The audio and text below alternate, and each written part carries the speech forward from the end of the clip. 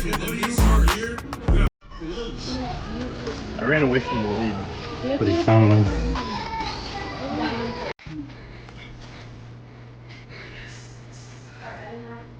Royce, stop.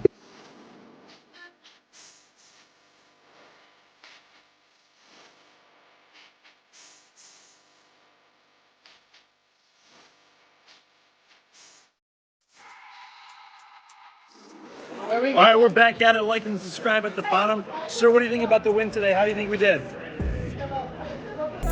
Good. Right here. Sir, what do you think about the game today? How do you think we did? Neighborhood, I like it. Repping it. I like that hoodie too. Welcome to section 612. Thank you guys for joining us. My name is Waleed, And I'm Royce. and we are super excited about this podcast. Me and Royce, we've been friends now for 11 years. 11 years. And I think that, we have very strong opinions when it comes to a lot of different topics, but I think that this podcast is mostly going to be talking about sports. And the other aspect of it is just kind of like the hip hop culture. We have strong opinions, whether it comes from Drake or Kendrick. I have a Young Thug tattoo, so we really want to hit that hard as it comes up. But primarily, I would say sports, basketball, football. Especially. And yeah, we've been thinking about doing this for a long time. Actually, 2 years ago, we did one episode of a podcast that we called Daisy Duo. The Daisy Duo. And it was an incredible experience to do it with you, man. Right. No, and I agree. Likewise. And I think we did 2 takes. We did one in the cabin. Yeah. And we did, for those who know, but we did a foot long that took long. That was your OG. Back when we were in high school, we would go to Like, rip Subway. it off the iPhone, just hit record. But now look at the setup. Look at the setup. We have a soundboard. And shouts out to you. Shouts out to us. Can't wait to be here. In fact, Let's go. let's give it up. That's crazy. Yeah, we're super excited about this podcast. I think it's going to be a great outlet for us, a great opportunity for us to share our sports and Right. other opinions. And I think a lot of people out there, who do sports nationally for media don't necessarily have the qualifications to be giving the opinions that they do. And I think that's where me and Royce land. Right. No, and I agree. I think especially honing in, like you were saying, on the Vikings, on the Timberwolves, when you're at a Local. national standpoint, right, like, you have to have these broad overviews. Very generic, very general. Where you and I are, I think, specifically going to be focusing on like the Timberwolves aspects and like major current NBA and the Vikings and The Titans, as I am a Aspects. Titans fan. like major NFL like events. But I do really quick just want to reference, what does Section 612 mean to you? And Yeah. why is that the title? Well, I appreciate you asking me that. And I think it means 2 different things to us, right? 612 obviously being the local area code. Shouts But out. also, me and Royce, we do go to a lot of Timberwolves games primarily. And when Mhm. we go to these games, we're not paying $200 per seat. We're bringing my wife, Royce's soon-to-be wife, buying 4 tickets. Right. We're on that upper deck, upper level. You'll catch us in section 237 or section Exactly. 612. And do you want to talk about kind of what the game plan is for us when we buy these tickets? Yeah, absolutely. The whole method we have down to a science. To a freaking science. After years and years of trials and failures and repeats, we've done it and now we have it down. We have it down. And the whole method is you find those cheap seats, the $20 seats, the $10 college night tickets, right? And we get to the game, we grab, our drinks, we hit up the shops, whatever we got to do, get up to the seats, get up to our section 612, if you will. And then from there, we check out the app, right? And Seat Geek. let's put you Or guys any of them. on. Because like Because we're now not sponsored. we're officially putting you guys on to how we do this. Yeah. Is from there, we're hitting up, all right, of these seats, which ones haven't been bought? Yeah. Which ones look open? Which ones look nice? How can we get to it?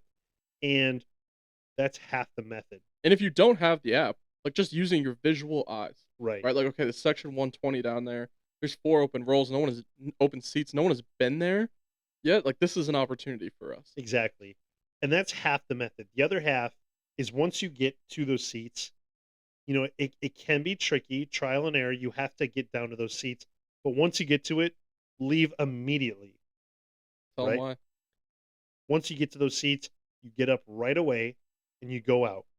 But while you're going out, you talk to the security person that's checking in, saying, "Hey, Tom, do you know where the bathroom is?" Oh Tom's yeah, like, it's actually right over there. "Turn around, man. The bathroom's right there." Oh my Oh, gosh, Tom, dude, I sorry. appreciate you so much. Tom, my name's Royce. Like, thank you so much. I really appreciate it. Go to the bathroom, come back. My boy Tom. Who does Tom know now? You. He knows Us. us. He's not going to ask for our tickets And we're anymore. absolutely locked into those spots now. He already saw us walk out. If somebody comes down claiming that those are their seats, Tom's going to be like, actually, my boy Royce is already down there. You need to go. He's got us. Now The we're other on thing, lock. and just to bring that even to a step further, if you double fist beers, right? There's no like grabbing for a ticket. It's like, oh Tom, like, oh man, thanks, Right. bro, My thanks. Like buddy's got the ticket, yeah, Tom. like it's clear through. And one thing, just to add on to this, now we do it successfully because we are pros. We know who to target. We know who not to target. We Exactly. know when to go, when not to go. But back when the Timberwolves sucked, man, it was so easy, so easy. They didn't even have the security at every section. Nowadays, you go and there's security at every single section opening. Every section. And what's funny is one of my boys that I play volleyball with was actually telling me, Quick Trip used to have a deal. You buy a pizza, you get Timberwolves tickets. Unreal. That's how easy it was then. But now look at what you and I are going up against and how successful we are at doing it. Now, do you want to talk about the times where it's not successful? No, I don't, because we've come so far from that. There is some humbling moments where you sit at these seats, you think you're home free, and all of a sudden some guy, some gal, comes up to you, I think you're in our spots, and it is a humbling thing to have to get up and be like, oh my bad, sorry, I'm in the wrong spot, Right. and quickly try to find something to pivot to. But it works. And I think, saying that sparks. Do you remember the Travis Scott concert? Astro World, Astroworld. Arguably one of the biggest times, I think, of our era for pre-festival, pre-festival for hip hop. It was, 2018, again, arguably Travis Scott's biggest time. Astro World, ZZ, Astroworld was like the quite the run. music of the culture of hip hop at that time. We went to the concert. We were up in section 612. We found great seats, and we snuck down to probably spitting distance to the stage. Yeah, And we get down there, and all of a sudden, these five guys pull up. five guys. And they're like, "Hey, man, you're actually in our seats." And we're like, "No, we're not. My boy Tom already cleared me. I don't know who you are."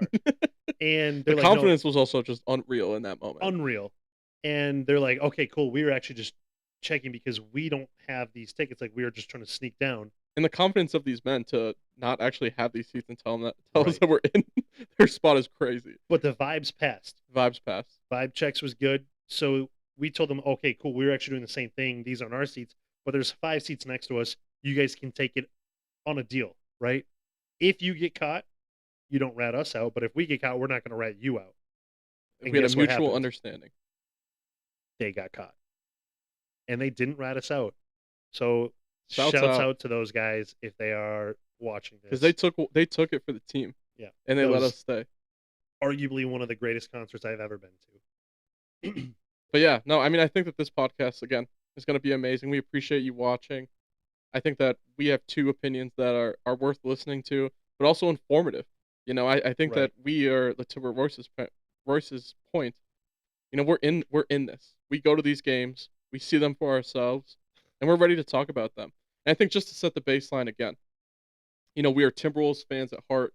Most of this is going to be talking about football and basketball, probably all of it in terms of sports. It's going to be football and basketball. I mean, that's what we watch. We're into fantasy football, but ultimately, my fandom for the Vikings has come to a complete end. It's a sad moment. And I think it's because me and the franchise have not seen eye to eye for almost my whole life. I'm 26 years old. Dante Culpepper was a good quarterback. We had one good year with Brett Favre until he absolutely fell off. We had no contingency plan for a future quarterback from that moment. And we've been rocking with Christian Ponder. Now, Teddy Teddy B. had a good run, and I appreciated that run. That sparked it back into me. But to Right. leave Teddy, to go to Case Keenum, to go to Kirk Cousins, Kirk Cousins is like the king of checkdowns. Then to Mhm. go to drafting JJ, which is like maybe some excitement. We got a new young quarterback, don't know what it's going to be about. Then we have Sam Darnold take us on a very Phenomenal run. an amazing run, and to let him walk, see him now win a Super Bowl, which we'll get into, just players leaving Minnesota and winning championships. Right. I just can't support a franchise where we don't see eye to eye when it comes to quarterback. The number one, the most important position on the field, quarterback. So me and my wife decided that when we got married that we're gonna pick a new team, and Cameron Ward Cam Ward. is our guy, and we're winning the Super Bowl this year. I have a bet, 10-1 odds, win $100 to win 1,000. DC, if you're out there, you can Shouts out. you can get out of this early if you want. I'll take $500 right now.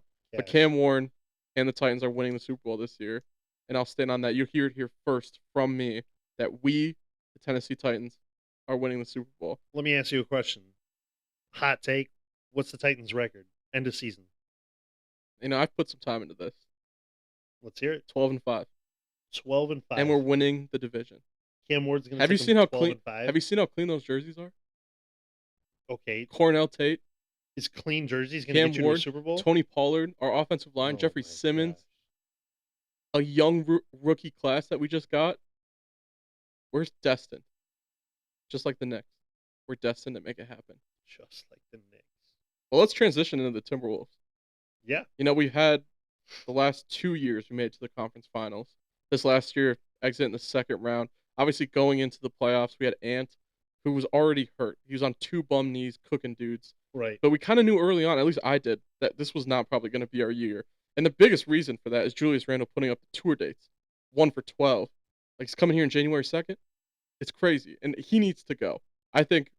Well, let me ask you, Royce. What do you think is the number one thing that the Timberwolves need to do this offseason to I win a think championship next year? The Timberwolves need to give not only Anthony Edwards, but the rest of the team another option. Right? Another playmaker. Julius Randle is so stuck on a bully ball mindset. Grabs the ball, gets the ball passed to him, whatever it might be. You're playing bully ball for 10, 15 seconds. That back to the basket basketball. Like, how many times You're not have you seen Julius Randle put his back to the basket and then the ball just gets taken out of his hand? bully ball. It does not work anymore like the way it used to, especially when you have players like Anthony Edwards shooting threes like nobody's business. Mhm. You have players like Big Jelly Nas Reed, Big who Jelly. deserves the ball Hey, way shout out Big much Jelly. more. Got the Nas Reed tattoo. He's Hell an yeah. important culture aspect of the Timberwolves and the community at this point. Right. And I mean, let alone you got Jaden McDaniel, you got so many other options aside from playing your bully ball, man. Yeah. Stop doing it. It's not working. We need, like, the NBA is in such a much more fast-paced stance than it's ever been. Yeah. And bully ball, this wear and tear him down, it's not working like it used to. It's much more fast-paced, which is why I think like SGA is doing so well with You want to talk about SGA? his fouls. He's doing so well with his fouls because it's giving them an opportunity to slow things down Yeah. without having to play that bully ball game. It's giving him an option to shoot these frees. And I think the unethical basketball that SGA plays, just not to go on a huge tangent here, but I Yeah. can't even stand to watch the Thunder play. The fact that every single time he takes his jump shot, he's falling on the ground, it's ridiculous, and it's hard to watch. Now we have Ant, who's playing the most ethical basketball. As we were saying, your favorite basketball player's favorite basketball player is Right. Anthony Edwards. SJ is not that. SJ will never be that. No, And that's the only way he can win a championship is by foul baiting successfully. And I don't think it's going to happen anymore. no, I agree. And like you're saying, like Anthony Edwards is getting double teamed, triple teamed, and he's still making these highlight dunks. Not complaining. Exactly. At least And to that extent. he's not going for these fouls. He's, like you're saying, playing an ethical game of basketball and actually trying to drive in. He's getting, I would say, arguably more fouls not called on him than SGA does get called Oh, yeah, for sure. People are touching him all up. all over. And it's so apparent when he comes down. He's like, look at my arms, they're red. Yeah. Are you kidding me? So what do you think the Timberwolves need to do? I think that Julius Randle needs to go. I don't think, as much as I would like to, Rudy Gobert is not the answer to get rid of. Julius Randle needs to go. That Rudy Gobert defense on Jokic? Lockdown. Made him look like he was a high school JV basketball player. Jokic was actually a clown and not in the good way. And that's Are why you kidding me? and you know, I've been somebody that has taken my fair share of Rudy Gobert hate. And a lot of it comes from a personal place.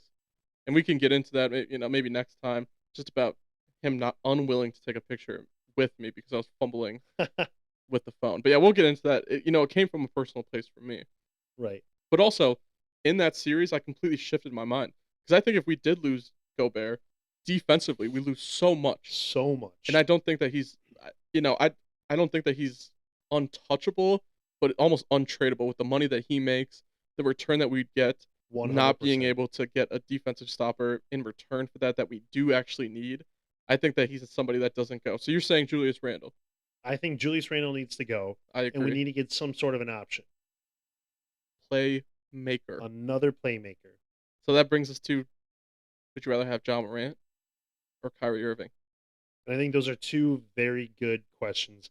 I think at this point, Giannis is out of the picture. Has to be. Bucks just want too much, and I think we're at a point where Anthony Edwards is telling them Jaden McDaniels and Naz Reid is not going. So I think that Giannis question is off the table. I believe that John Morant would be the better fit for the Timberwolves over Kyrie. I Really? think Kyrie is like stuck on such an OG mentality of how to play basketball, which is not a bad thing. It's just not what the Wolves need. The Wolves need another explosive young player that's going to come in and play the game that fits him and what he wants to do. Yeah. I mean, I agree with a lot of that. I think Kyrie Irving brings a level of leadership that we don't have, like outside of Joe Ingles and Mike Conley. Joe, Shout out Joe Ingles, by the way. I know he's in Australia now, but I mean, what a run! I've never heard Target Center besides the Astroworld concert be that loud right? when Joe Ingles goes to the game. They're chanting Joe, And he Joe, started. Joe. Yeah, incredible.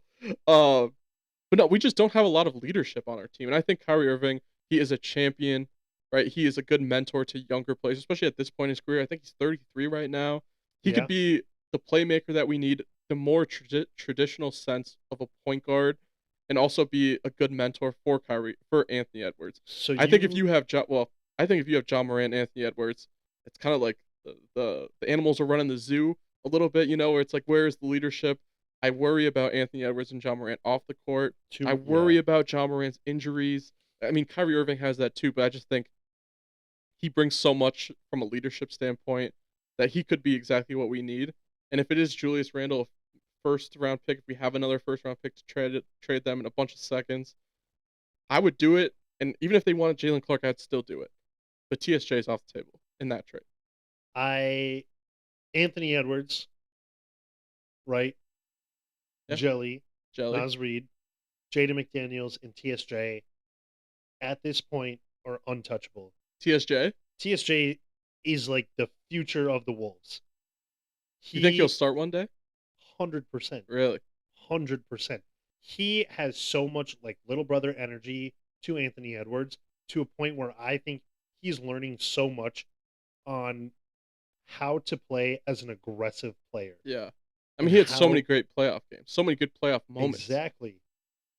I think the future's only up for him. I mean, I don't know if I see him more as like the six-man role, right? Because I think that the Timberwolves need to address outside of having another playmaker is adding more depth. I mean, when you look at these teams that have made a big playoff run, the Spurs, the Knicks, Right. the Thunder, they have so much depth around their star player. Where number one, we need to bring Io back. That needs to make sense because he can play 1 through 3 out there on the court. And I think That that if the money makes sense, I mean, really, regardless of the money, like we lost Nikhil Alexander-Walker, and shout out Nah for what he's doing in Atlanta, like right. incredible. But I think that Io can fit that role for us. So I think 100%. he needs to come back. 100%. And outside of that, we need to build on our depth.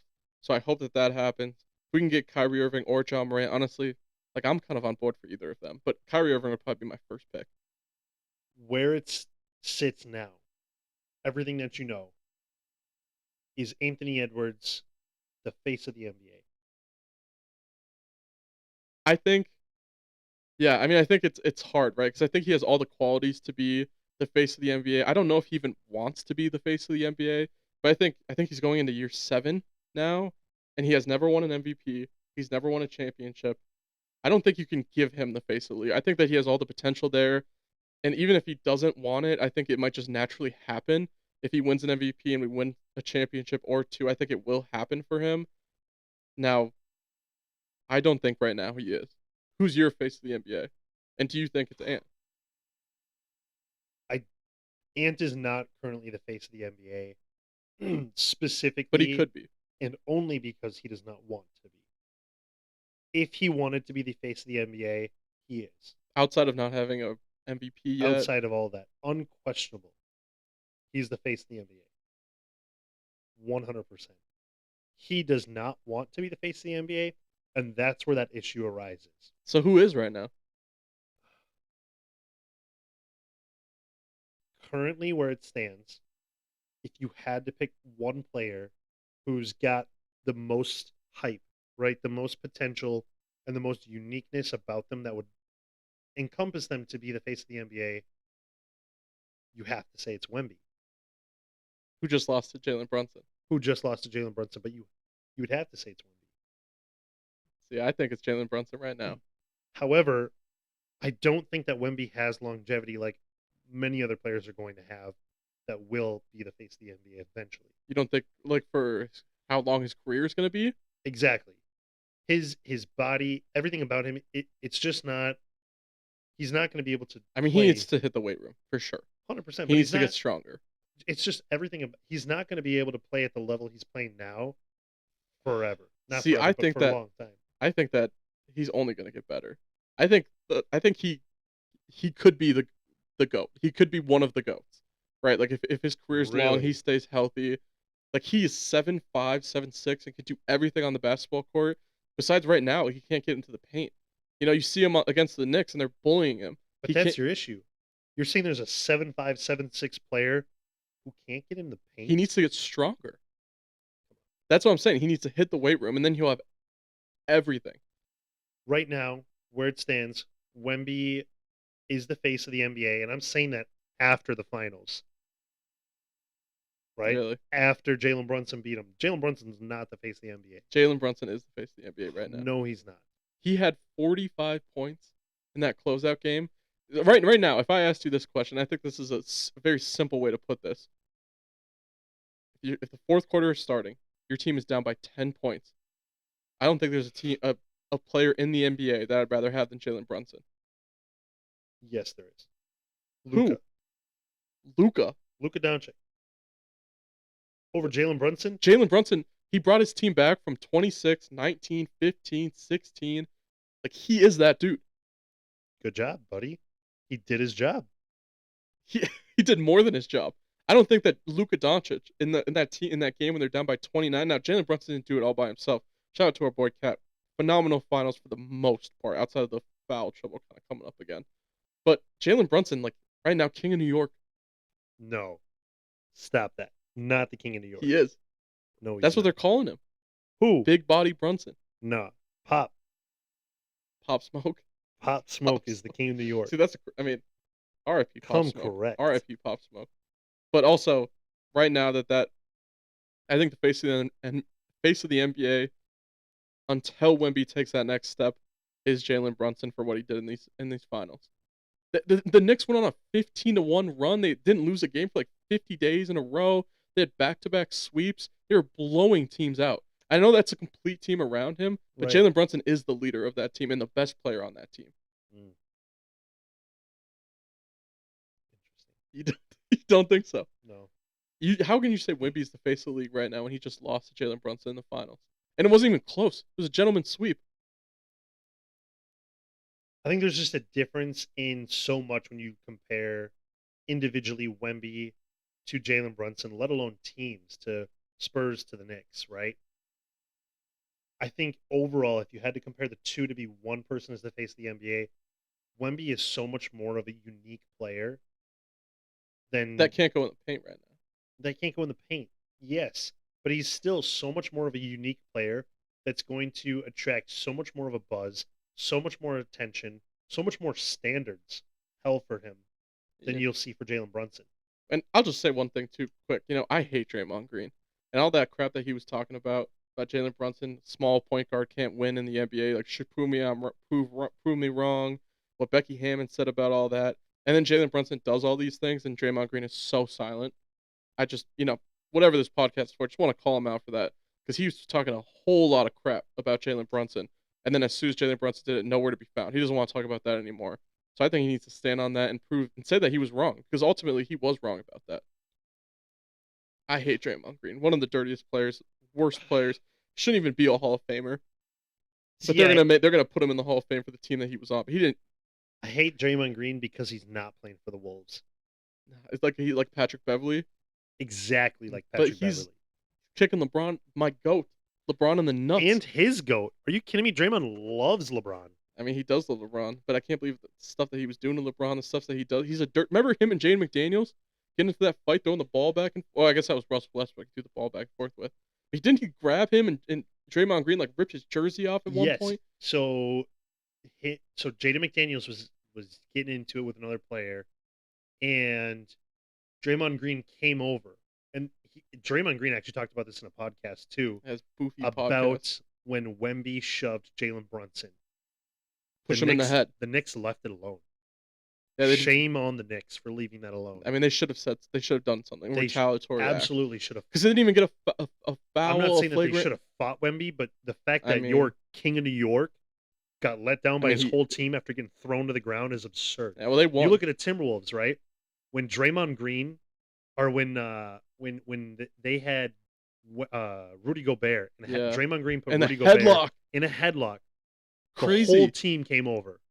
I mean, The whole team. and I ride for our team like that because I mean that's sick. You love to see that. And you have somebody like Wemby on a championship level. You have a team on a championship level, the finals, having a player like Wemby shoving a player like Jalen Brunson to the ground, and your team does nothing? I mean, Are you kidding me? I think it King goes. of New York, who? I think it goes back to just like the point about Wemby maybe being a dirty player, right? We saw what he did to Nas Reed. Yep. It was a very intentional elbow that he put. Like looking at Nas Reed, taking a second and gathering that elbow. You have that. You have the Jalen Brunson play. I mean, he was racking up flagrant fouls during the finals. In the playoffs, if they would have called he had a closeout where he stuck his leg out. I think it was on Jalen Brunson or Josh Hart, and he fell, and it should have been a flagrant call. They didn't call it, but if they would have called it, that would have been his enough flagrants for him to have to sit out if there was a game 6. So I think that Wemby is now getting this reputation of kind of being a dirty player. I don't think he is. He's not. See, he's getting a like you are on a level of performance that you might not ever see again. Right? You are in the finals. Like this is the highest level of your job, right? You might not see this again. And I think when you accompany that with everything going on, with emotions and everything in the game, I think he's just playing with so much emotion that it's coming out in aggressive ways. But does I- that need to happen? Can he control that? Is it a part of his youth or Maybe it's a part of how young he is and how much maturity he has to grow into. But you got to also look at Wemby as such a mindful person of his body. He's doing everything with intention. And is this a level of his play style that he's trying to get into a Draymond Green, a Patrick Beverly level where he's going to be kind of chipping you here and there, doing those moves to see how you're going to react? Yeah.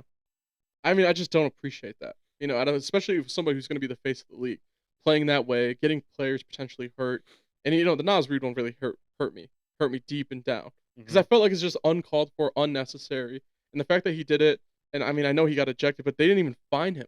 Like he didn't get a fine for Right. it. There was a lot of times where he was skipping media appearances and wasn't getting fined for it, where normally that does happen. Is it because he's trending towards the face? And I think that is part of the reason, but I don't like that. Like I feel like that's just a bad message for the NBA to send out. Got to hold everybody at the same standard. And I the agree. fact that they just don't do that for him kind of gives him this leash to play that way and almost empowers him to continue to play that way. And I just feel like that's not something that can happen, and that's not something that the NBA should allow to happen. Especially if you're going to be the face. The face. You can't. I'll be tell you doing what, it. Anthony Edwards doesn't do that. No. He plays ethical basketball. Going back to Shea, unethical basketball, Anthony Edwards is not that. He plays ethical basketball. Your favorite player's favorite player. Fact. 100%. Well, let's get into the Vikings. I mean, again, we know how I feel about the Titans. We know that I'm gonna be a Titans fan. We know that we're gonna win the Super Bowl. But have you seen the video about Kyler Murray and JJ McCarthy talking about kind of what it's like to compete with each other? Have you seen that? Yeah, it's honestly too bad. I mean, and I think that that just speaks to everything that Minnesota has seen about JJ McCarthy. Is he's so young, he's not a mature player. Yeah. He's he's he is still playing at a college-ish level. And I think if people haven't seen the video, so they asked Kyler Murray and JJ McCarthy again, like what it's like to be in this competition, to talk, sorry, to be in this competition, to what it's like to kind of compete with each other. And Kyler Murray gave a very quarterback mature answer. You know, Mhm. like I'm the veteran with, and I'm trying to teach JJ things where I can. He's been a great guy, a great kid, learning a lot. Right. Then they asked JJ that question, and JJ's like, it's high school. He's on one side of the room, I'm on the other. It's kind of awkward, and it was just very mature and a very immature way to answer that question. And I think that JJ McCarthy is not the answer. And I You know, think he's putting so much doubt in everybody's minds. I mean, last season was terrible. Terrible. And to come out and to be saying things like that, like and to have a backup like, oh, that was 9. Like you that's Nine such is an just. immature level. I completely agree. It's one thing if you're doing things to match what you're saying. And who do you think should start And then? he's Kyler Murray 100%. Yeah, I think JJ's 100%. time with the Vikings has to be over. I think the move for the Vikings has to be give Kyler Murray the time. Let him see if he can see over the offensive lineman, grow a connection with JJ. Sorry, Justin See Jefferson, Jay over Jettas. the offensive Bro, line he's like is 5 foot nothing. disrespectful. Yeah, I mean, we'll see if it's disrespectful. Keep my quarterback's name out your Dude, mouth. low key, you should be worried because Call of Duty's coming out. It is. And that's going to be a big concern because, as we know, his stats are no bueno when Call of Duty's come out. No bueno. So that is, and that might be an opportunity where JJ McCarthy can capitalize on But his we know he's not situation. going to. No, I think the Vikings have a real Justin Jefferson future problem if he's 100%. gonna stick around. You know, we've Well, had so many athletes: David Ortiz, Kevin Garnett, Randy Moss, Sam Darnold, Carl Anthony Towns exactly. leave the Timberwolves, leave the Vikings, and go leave the Twins and go win a championship elsewhere. And I don't want Justin Jefferson to be the next Minnesota, one. Minnesota is a champion at creating and trading champions. Undisputed, we are the best. We are the best, And and it's we have so to make it unfortunate. stop. And then this is 100%. this is what I think the Vikings should do. I think you give Kyler Murray the opportunity. JJ is no longer playing. I would trade him. I think I know his trade value is low, but I think it's only going to get lower. Hmm. I would trade him if you can. If not, like let's have them both. Try to get Justin Jefferson on the Kyler Murray train. See if that connection can form. And if it doesn't form, you give Justin Jefferson input on the next year's draft. And we're tanking. I think if we're 4-6, 4-5, something like that, let's just tank the season. Try to get one of these good quarterbacks coming out. Archie Manning, if he comes out. Dante Moore. There's a lot of good quarterbacks coming out in the draft. And I think that this is an opportunity to have Justin Jefferson have the buy-in. So hopefully he does stick around and sees hope in the future. What do you mean by that though? What do you mean by having Justin Jefferson with a say in? Like have input in the quarterbacks. Who does he like? If they can get on the field together, see who he's vibing with, but give him that opportunity so he has buy-in. So directly asking Jettas, who do you want your And maybe quarterback give to him be? two. You know, like hey, we have the 8th overall pick, hopefully, right? We like this guy or this guy in this spot. Like look at the film. What's your input? What have you heard from players that you've played with or players that maybe he's in contact with? And what does that look like from him? Because I think I think that is one way to get him to stay. I Because right now agree. the quarterbacks we've been giving him are trash, And and I'm and worried that he's going to look at his boy Jamar, who by the way is not the best wide receiver. Justin Jefferson has that title for sure, coming 100%. from a Titans fan. But he's going to look at his guy Jamar and be like, bro, like I want to play with Joe Burrow too, Right. or I want to play with a good quarterback that's established. 100%. And What do you think? Oh, go ahead. Sorry. well, to piggyback, I don't want to hear anybody saying that Jamar Chase is better because Jamar Chase has done what he's done with a phenomenal quarterback Phenomenal. like Joe Burrow. And Justin Jefferson has put up Look more what yards than Justin him. Jefferson has done with Cheeks. 5+ quarterbacks, Terrible quarterback. 6 quarterbacks. What do you think the Vikings record's going to be this year? End of season, give me. I think they're going to sneak out a few wins here and there that they shouldn't. but give me 9-8. 9-8, and not make the playoffs. No, See, and that's the problem that I have. I think that 9-8 gets you a 15 to 17 round pick, so you're going to be too far away to get any of the top quarterbacks, and then like you're going to have to trade up, give more assets to that. So that's why I'm saying, like, if it's not working out for Kyler Murray, if we're not going to make the playoffs, put JJ back in, let him lose you some games, and go get a quarterback next year but that that JJ's Justin Jefferson is on board with. that's the most concerning part, right? You have Justin Jefferson, arguably in his prime of his whole career right now, right? You have Kevin O'Connell. You have arguably one of the best Vikings rosters since 80s or I think we were 90s. better last year than we are going to be this year. But what's changed? Jonathan Greenard is gone. Harrison Smith, isn't he retired now? Hitman, yeah. So I feel like the offensive line didn't. I think we lost a piece there. Maybe I'm wrong. Jordan Addison, like he'll probably be back this season. Aaron Jones is another year older. I just feel like this roster is quickly getting old. And I agree. But I guess what I'm saying, arguably, we have one of the best potentials as a team that we've had in a If Kyler very Murray's a long good time. quarterback, I agree. But that's been consistently the missing piece. Like you were saying, any NFL team, you're not going to make it if you don't have not only a good quarterback, but somebody who can be a leader. And I think the closest thing we've seen to that recently is Kirk O'Chains. Kirk O'Chains. I mean, the king of checkdowns, Kirk O'Chains. That's I couldn't wait for the day that he was gone. Kirk Cousins. The man who keeps getting these crazy contracts. Kirk Cousins is the closest thing we've come aside from Sam Darnold. We shouldn't have let Sam Darnold go. And that's another. I mean, that's another reason why I can't be a Vikings fan. Like all these terrible decision making processes. Like I can't get behind it anymore. I've been hurt too much. Come be a Titans fan. No. Well, let's switch it up a little bit. I mean, we've talked about Timberwolves. We've talked about the Vikings. I mean, what were your thoughts on Iceman? On what? Drake's album, Iceman. Who? Drake. The best rapper of all time, the most influential, the greatest musician, really, of all time. The best artist of all time. All right, let's get into it. Yep. Best artist of all time. And I want you to say this for the record so everybody knows. I'll put it on.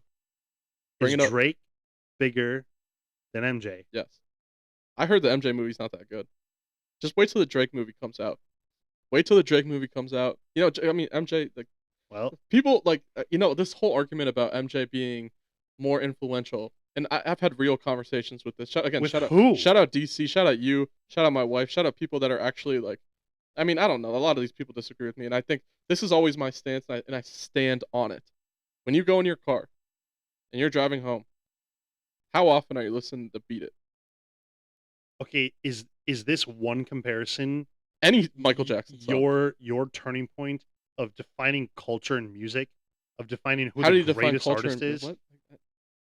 Bro, come on, man. Drake is better than MJ. Yes. Drake. Look at he stole his whole flow, man. No. Come on. That's insane. The Soulja Boy pull is insane. First of all, and the second thing is, Michael Jackson. The people always act like he has all this like influence and stuff, but again, no one's bumping his music these days. Like that's just not true. But that's not true? Are you?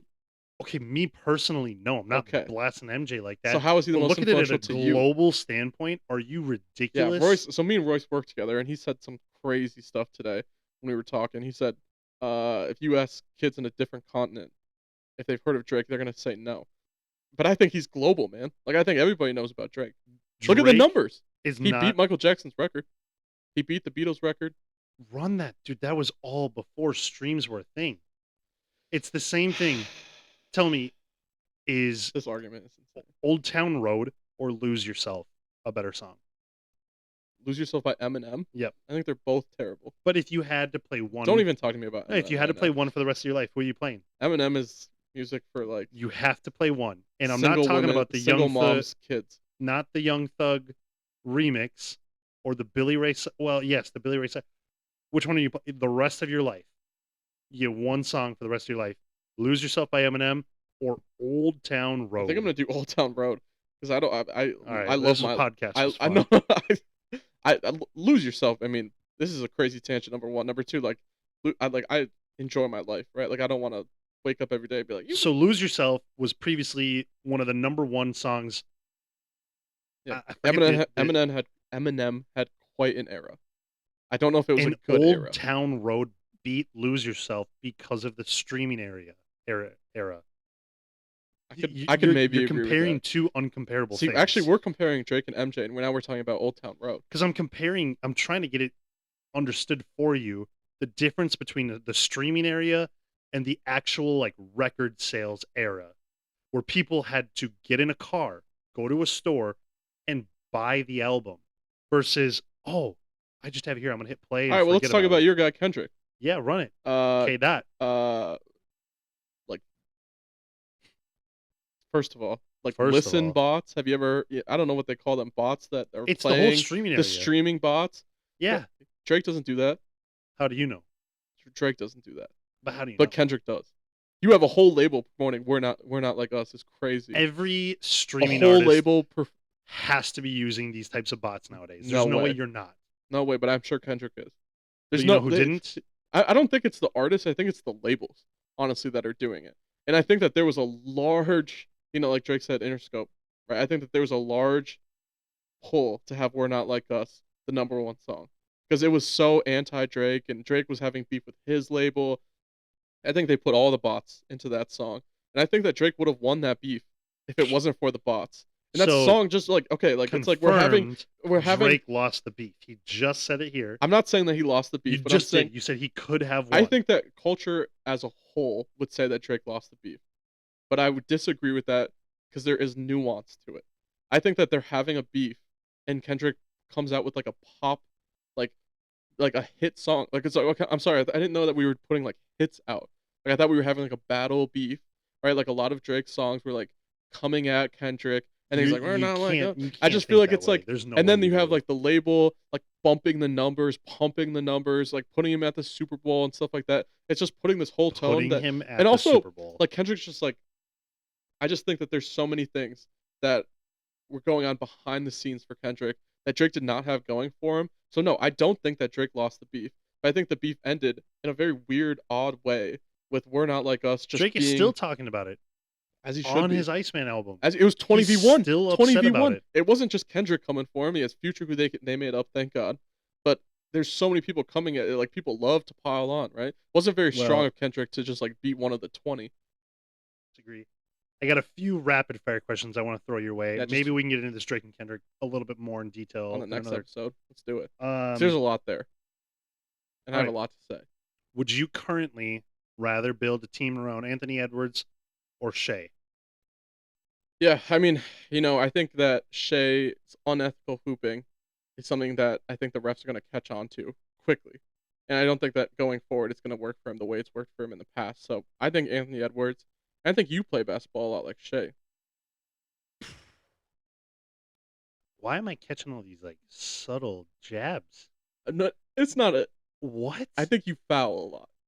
There's a lot of grabbing. God, I just don't think you know the what a double foul is dribble. anymore. There was a very clear play This where is Royce not... picked up he like pulled back when we were playing basketball. It By was the way, a I hezzy. won. It was a hezzy. The last 2 out of 3 we were playing to 11. I won the last and time. I won before that. It was a hezzy, but he picked up the ball, brought it with his hand here, and then put the ball back up. And I'm like, that's 2 moves. It's called a hezzy. And it was a foul. But honestly, for those and I who did know, give you the ball back. I'm pretty sure. Like after all that. For those who know, Shout out Cat for all that. I just don't see you as somebody who can dribble a basketball. The gentleman who said that, again, someone we work with. Catch us on the court. I'll see on the court. I'll see on the court. We can dribble a basketball. So I'd say Ant. What about you? Anthony Edwards, 100%. I want an ethical hooper who's playing old school basketball. 10 out of 10. Favorite times. basketball player's favorite. Exactly. Favorite player. Is a healthy Timberwolves team the best in the West? Presently constructed, no. Now I think with Kyrie Irving, who is my preference, or John Morant, and more bench depth, I think we can get to that point. But I think right now, as we currently stand, no. And with the moves that we could make, I think yes. We can get there. You put Nasrid at the 3, Jaden at the 4, Gobert, Ant at the 2, John Morant or Kyrie Irving. My preference being Kyrie Irving. That might be the best starting 5. I think they are the best, a healthy team, best in the West. Julius Randle is just unhealthy mindset of bully ball. And a lot of players in the ending press conference or after that game were talking about how there wasn't everybody that was bought in. And I think a lot of that shade was just directly at Julius Randle. 100%. Next question.